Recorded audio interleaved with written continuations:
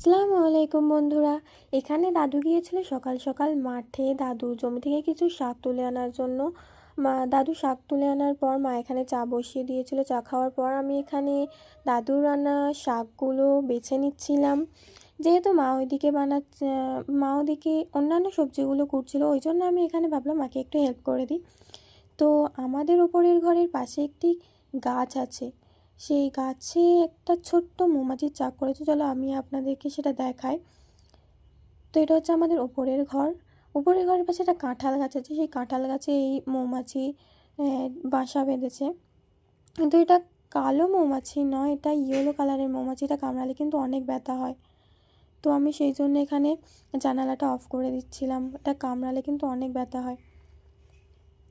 তো নিচে এসে দেখলাম মায়ের অলরেডি সব কিছু রান্না হয়ে গেছে। মা এখানে শসা দিয়ে রান্না করবে, চিংড়ি বড়ি দিয়ে রান্না করবে, বেগুন।